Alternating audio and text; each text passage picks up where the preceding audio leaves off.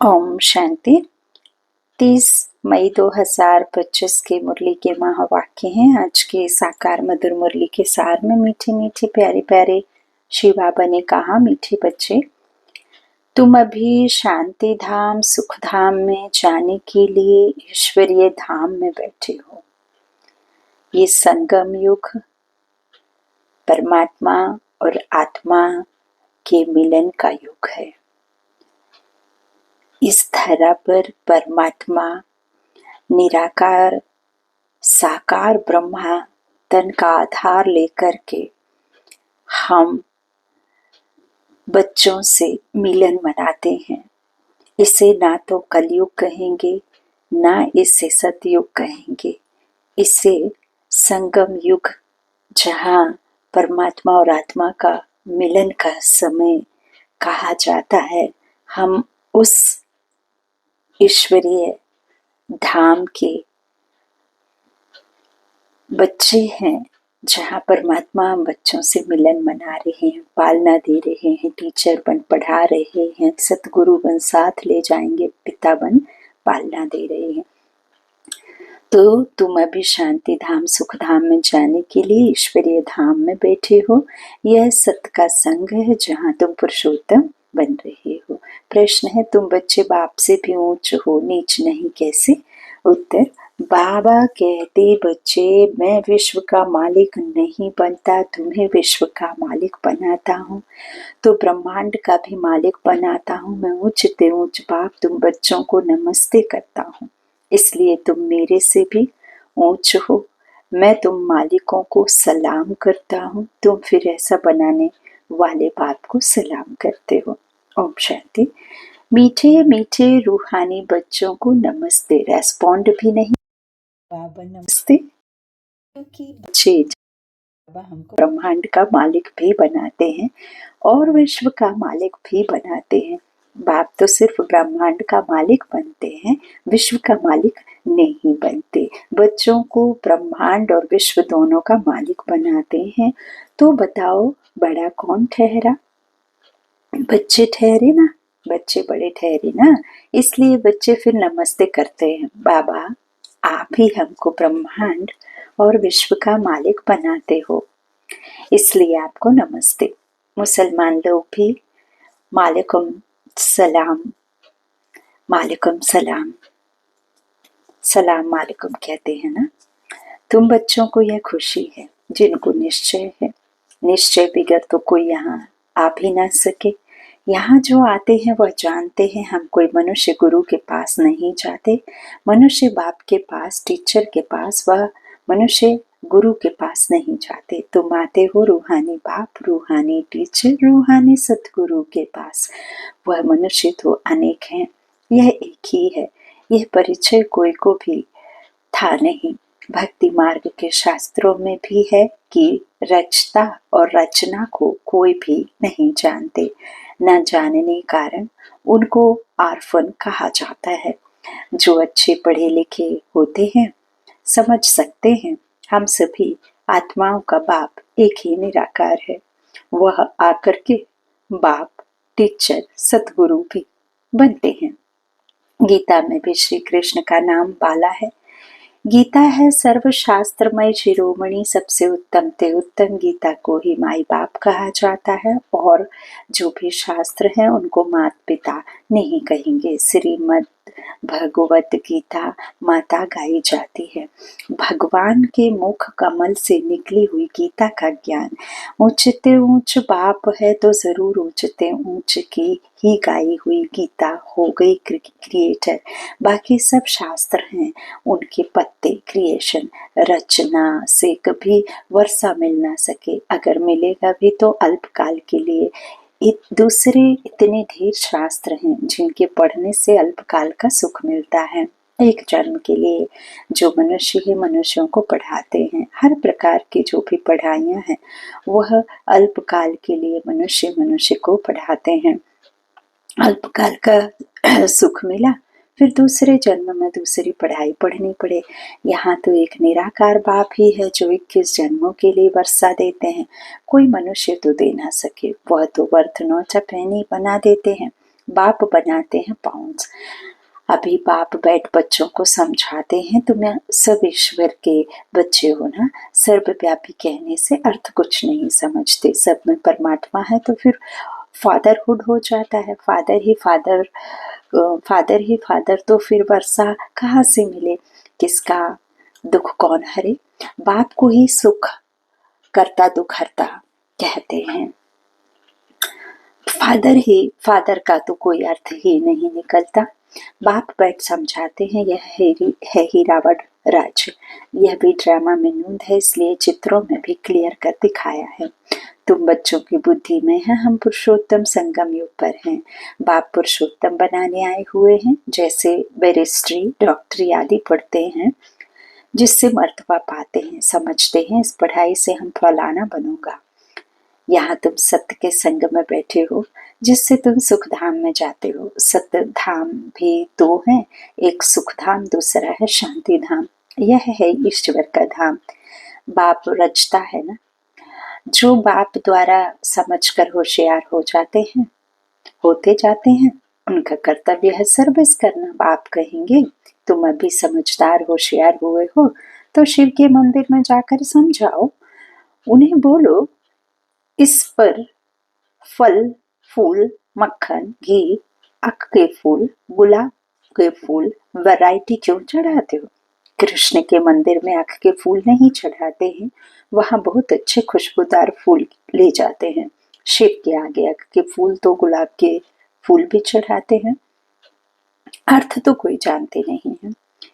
इस समय तुम बच्चों को बाप पढ़ाते हैं, कोई मनुष्य नहीं पढ़ाते। और सारी दुनिया में मनुष्यों को मनुष्य पढ़ाते हैं, तुमको भगवान पढ़ाते हैं। कोई मनुष्य को भगवान कदाचित कहा नहीं जाता। लक्ष्मी नारायण को भी भगवान नहीं, उनको देवी देवता कहा जाता है। ब्रह्मा विष्णु शंकर को भी देवता कहेंगे। भगवान एक बाप ही है, वह है सभी आत्माओं का बाप। सभी कहते भी हैं, हे परम पिता परमात्मा। उनका सच्चा नाम है शिव और तुम बच्चे हो शालिग्राम। पंडित लोग जब रुद्र यज्ञ रचते हैं तो शिव का बहुत बड़ा लिंग बनाते हैं और शालिग्राम छोटे छोटे बनाते हैं। शालिग्राम कहा जाता है आत्मा को, शिव कहा जाता है परमात्मा को। वह सभी का बाप है। हम सब हैं भाई भाई, कहते भी हैं ब्रदरहुड। बाप के बच्चे हम भाई भाई हैं। फिर भाई बहन कैसे हुए? प्रजापिता ब्रह्मा के मुख से प्रजा रची जाती है, वह है ब्राह्मण और ब्राह्मणियां। हम प्रजापिता ब्रह्मा की संतान हैं, इसलिए बीके कहलाते हैं। अच्छा, ब्रह्मा को किसने पैदा किया? भगवान ने। ब्रह्मा विष्णु शंकर यह सब क्रिएशन है। सूक्ष्म वतन की भी रचना हो गई। ब्रह्मा मुख कमल से तुम बच्चे निकले हो, ब्राह्मण ब्राह्मणियां कहलाते हो। तुम ब्रह्मा मुख वंशावली एडॉप्टेड हो। प्रजापिता ब्रह्मा बच्चे कैसे पैदा करेंगे? जरूर अडॉप्ट करेंगे। जैसे गुरु के फॉलोअर्स अडॉप्ट होते हैं, उनको कहेंगे शिष्य। तो प्रजापिता ब्रह्मा सारी दुनिया का पिता हो गया, उनको कहा जाता है great great grandfather. Prajapita Brahma तो यहाँ चाहिए ना। सूक्ष्म वतन में भी ब्रह्मा है, नाम गाया हुआ है ब्रह्मा विष्णु शंकर, परंतु सूक्ष्म वतन में प्रजा तो होती नहीं। प्रजापिता ब्रह्मा कौन है, यह सब बाप बैठ समझाते हैं। यह ब्राह्मण लोग भी अपने को ब्रह्मा की औलाद कहते हैं। अब ब्रह्मा कहाँ है? तुम कहेंगे यह बैठे हैं, वह कहेंगे होकर गया। वह फिर अपने को पुजारी ब्राह्मण कहलाते हैं। अभी तुम तो प्रैक्टिकल में हो।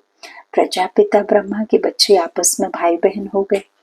ब्रह्मा को अडॉप्ट किया है शिव बाबा ने। कहते हैं, इस बूढ़े तन में प्रवेश कर तुमको राजयोग सिखलाता हूँ। मनुष्य को देवता बनाना यह कोई मनुष्य का काम नहीं है। बाप को ही रचता कहा जाता है। भारतवासी जानते हैं शिव जयंती भी मनाई जाती है। शिव है बाप।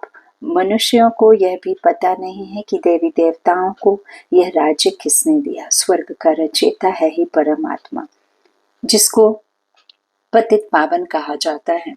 आत्मा असुल पवित्र होती है, फिर सत्व रजो तमो में आती है। इस समय कलयुग में सब हैं तमो प्रधान। सतयुग में सतो प्रधान थे। आज से 5000 वर्ष पहले इन लक्ष्मी नारायण का राज्य था। 2500 वर्ष देवताओं की डिनाइस्टी चली, उनके बच्चों ने भी राज्य किया ना।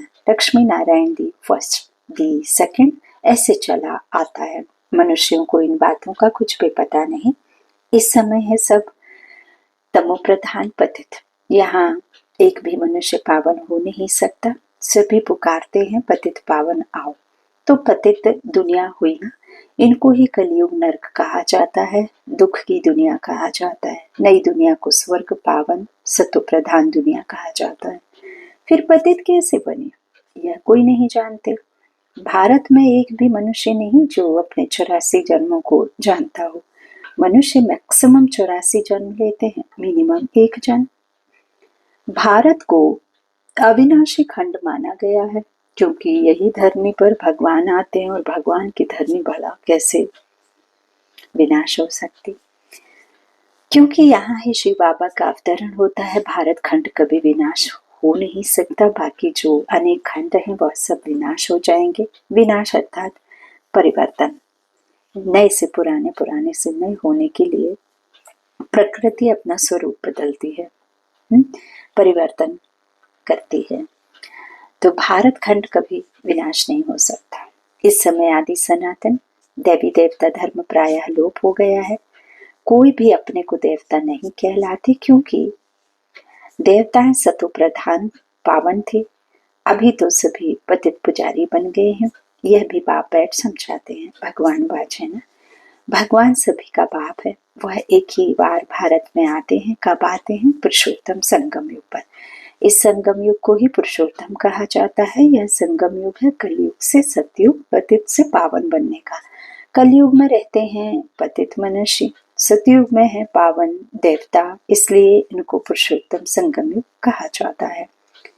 जबकि बाप आकर पतित से पावन बनाते हैं, तुम आए ही हो मनुष्य से देवता पुरुषोत्तम बनने। मनुष्य तो यह भी नहीं जानते कि हम आत्माएं निर्वाण धाम में रहती हैं, वहां से आते हैं पाठ बजाने। पाइस नाटक की आयु 5000 वर्ष है। हम इस बेहद के नाटक में पाठ बजाते हैं। इतने सब मनुष्य पाठधारी हैं। यह ड्रामा का चक्र फिरता रहता है, कभी बंद होने का नहीं है। पहले पहले इस नाटक में सतयुग में पाठ बजाने आते हैं देवी देवता, फिर त्रेता में क्षत्रिय। इस नाटक को भी जानना चाहिए ना, यह है ही कांटों का जंगल। सब मनुष्य दुखी है। कलयुग के बाद फिर सतयुग आता है। कलयुग में ढेर मनुष्य हैं, सतयुग में कितने होंगे? बहुत थोड़े।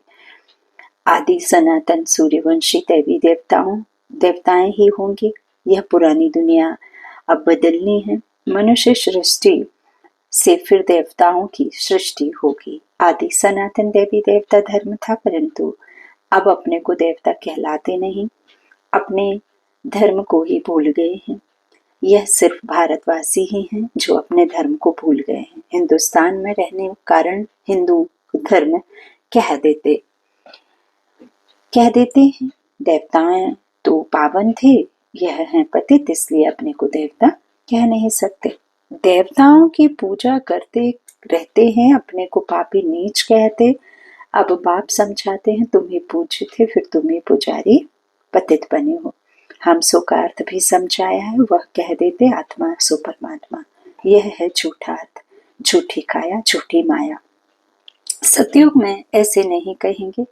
सचखंड की स्थापना बाप करते हैं, झूठखंड फिर रावण बनाते हैं। यह भी बाप आकर समझाते हैं। आत्मा क्या है, परमात्मा क्या है, यह भी कोई नहीं जानते। बाप कहते हैं तुम आत्मा कैसी हैं, यह कोई नहीं जानते हैं। हम बैरिस्टर हैं, फलाना है, यह जानते हैं, बाकी आत्मा को एक भी नहीं जानते। बाप ही आकर पहचान देते हैं। तुम्हारी आत्मा में 84 जन्मों का पाठ अविनाशी नुंधा हुआ है, जो कभी विनाश नहीं हो सकता। यही भारत गार्डन ऑफ फ्लावर था। सुख ही सुख था, अभी दुख ही दुख है। यह बाप नॉलेज देते हैं। तुम बच्चे बाप द्वारा अभी नई नई बातें सुनते हो। सबसे नई बात है तुम्हें मनुष्य से देवता बनना है। तुम जानते हो मनुष्य से देवता बनने की पढ़ाई कोई मनुष्य नहीं पढ़ाते हैं, भगवान पढ़ाते हैं। उस भगवान को सर्वव्यापी कहना या तो गाली देना है। अब बाप समझाते हैं, मैं हर 5000 वर्ष बाद आकर भारत को स्वर्ग बनाता हूँ, रावण नरक बनाते हैं। यह बातें दुनिया में और कोई नहीं जानते। बाप ही आकर तुमको मनुष्य से देवता बनाते हैं। गायन भी है, मोत पतीली कपड़ धोए, वहाँ विकार होता नहीं, वह है ही संपूर्ण निर्विकारी दुनिया। अभी है विशेष वर्ल्ड, बुलाते भी हैं पतित पावन आओ। हमको रावण ने पतित बनाया है, परंतु जानते नहीं कि रावण कब आया, क्या हुआ, रावण ने कितना कंगाल बना दिया है। भारत 5000 वर्ष पहले कितना साहूकार था, सोने हीरे जवाहरों के महल थे, कितना धन था। अभी क्या हालत है, सो सिवाय बाप के सिर ताज कोई बना ना सके।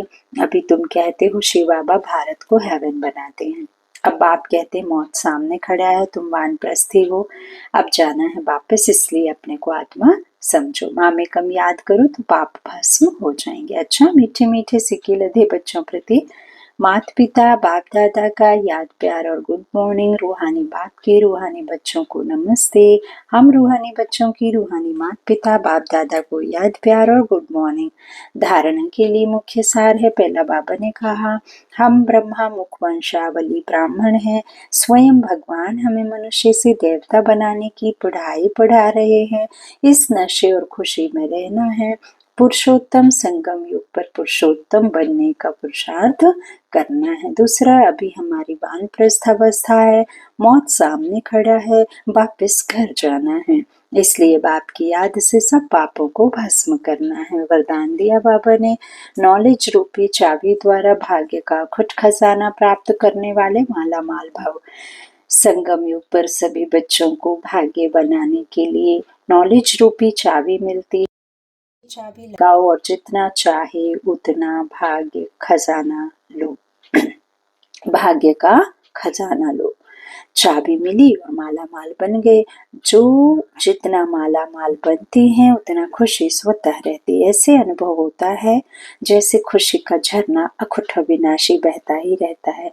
वे सर्व खजानों से भरपूर माला माल दिखाई देते हैं, उनके पास किसी भी प्रकार की अप्राप्ति नहीं रहती। स्लोगन है, बाप से कनेक्शन ठीक रखो तो सर्व शक्तियों की करंट आती रहेगी। बाप से कनेक्शन ठीक रखो तो सर्व शक्तियों की करंट आती रहेगी।